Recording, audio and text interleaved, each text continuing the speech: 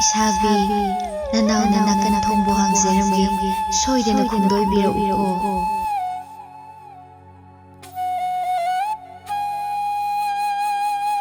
Ngasi korong numit niko. Isano mahakna. Ningon thong hanglamge. Ningon gi thanga kada.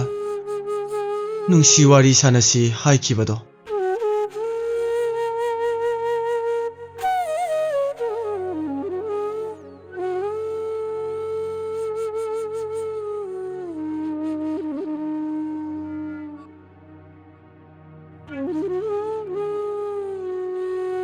Imagi pari. Palem. Yengoy. Ngasi korong numiti. Lamta thagi ahanba thangjanido. Imagi pari. Laikai thongan wangma lanba yade ko. Adungay. Nangbu pokpa panthawna. Moirang ning thogi maphamda. Hire nama katke khanduna. Singu thangjing laikonda. Uzaw uren amabu. Thangpham ahumlak kakluredo. Uzaw uren ado. Singu laigi sadongpham oirami. Singu laina sauduna. Nangbu pokpa panthawgi. Yaibi thawai lawkido pari. Aduna imagi pari. Wakhalam phangnaganuko. Palem. Palem ge yawa. Napari hiktok sarido palem. Napari kumlen tungkun tanjage palem. Lao lao. Komlen tungkul talaro lao pari. Hoi palem.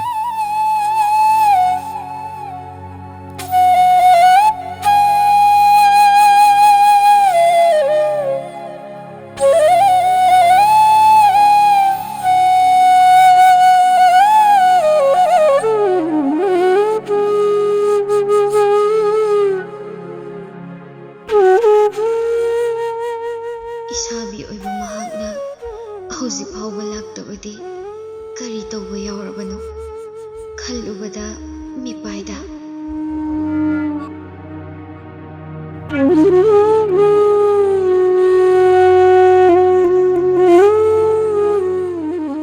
Soydena lakani di hairambani. Aduga hauzik phawba laktribasinadi lakadawa mandreda. Fare, ngasi korong nonggidi potharage. Haying inungan baga pakang mapaw hanglage.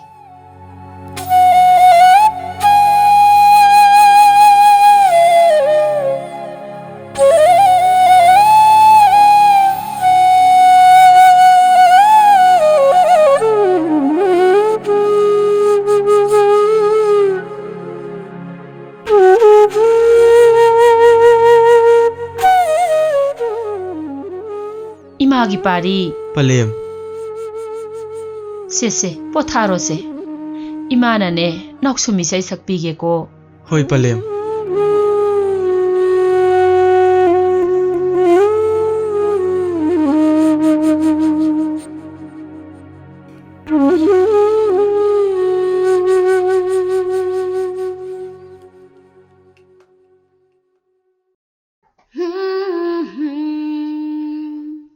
Nongmado likla tarakle khongjom nubi taritsu mapam lamdam pangkhare imagi pari nungsibo imana humbu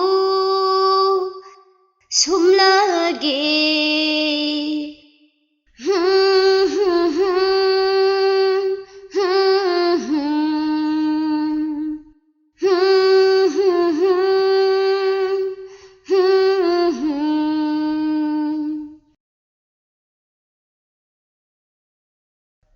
Pari se tongkramane. Aisu potharo rage.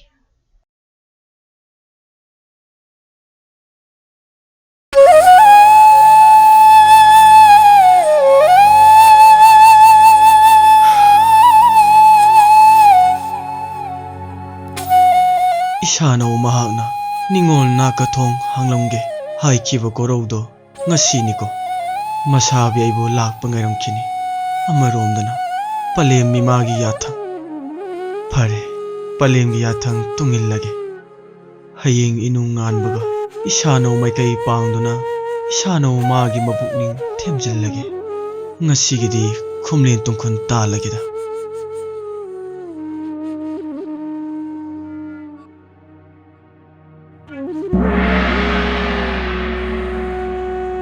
Isanaw matam khuding pali mamagi yathang tabu hiktok taba hinjuna hasi mamagi yathang induna tumduna bu laikhrabadi thangjing aigi kumai sanaba yarara maram maduna isanaw na hakna konglai thuna hinjuna hagi khomlen manglanda sattuna lairau lembigi saktam lauraga mahakpu thuna mak Thangjing aigi kumai sanaba yanaba mayumdagi kokthorao Phagani sabi.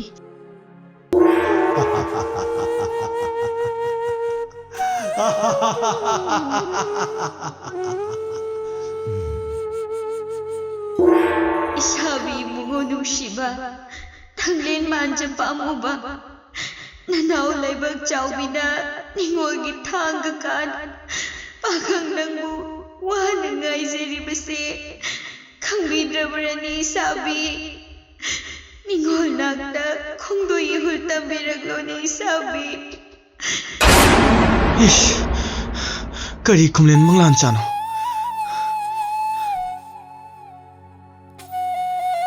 Isano oibi mahakti aibu ngaibada awa awi langlaba ai hojik kari tawani Phare Palem mimana khumlen tungkhun talingai thonggina chai hangduna Isano manaktabu chatlage Nomata Palem mimagi yathang hiktoktaba aise Ngasidi Palem Nasabu warobiganu ko apokpi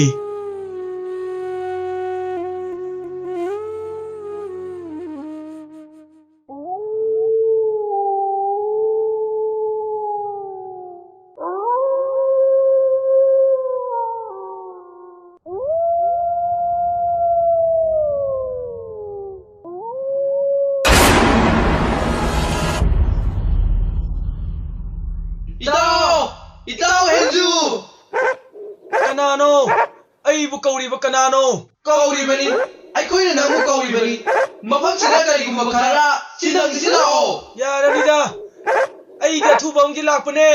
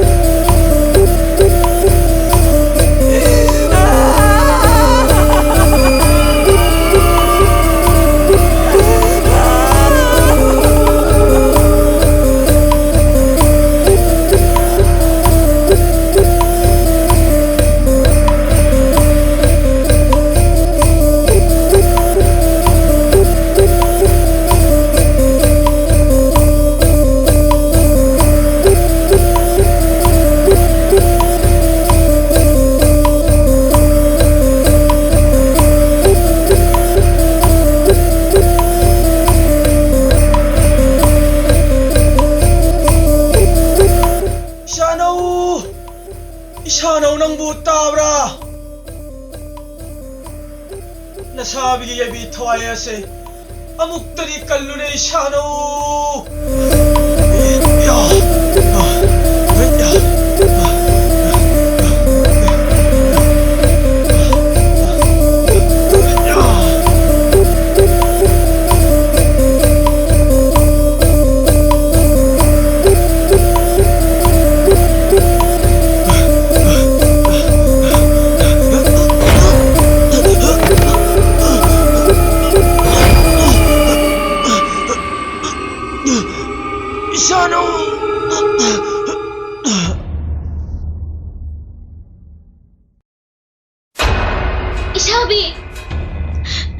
Isabi mo siba.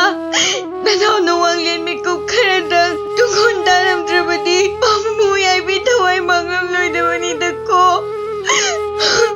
Isabi. Sinubad na magkuyom nang bakang magit taway law kita naragpada. Nanaw gikoloy minglen mo ko doon na imong gimay rapot horo Hana hayag pa di nanaw na kumlen manglansa ni kalurene. Isabi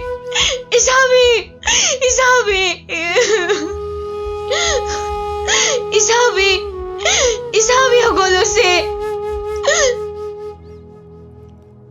Sabi ibu manuk shiba kamnung ke gunung olching bakang chama na siraga nura chama na ngai na ching nura chama na siraga bakang chama na ngai na ching nanaubu wanglet mi ko karadang di ngai biram koko isabi.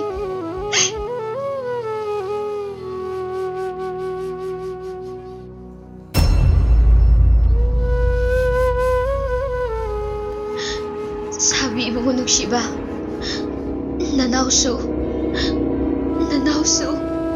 ay na natong injarak lagi ko.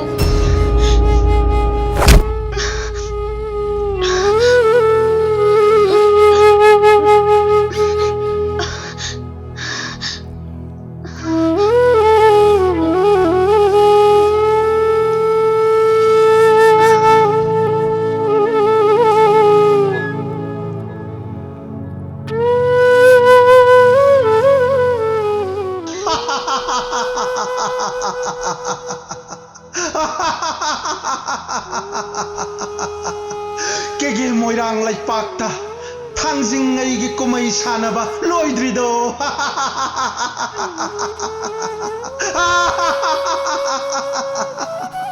Pari mo manisidi lem na mangba yadrido mathang mapok langondi pari oiba mahaksina kadeng thangjahan ba mire lauduna langol halage. Imom oibi mahakna mathang mapok langonda tonu laijing lembi haiba mingle lauduna langon hallage.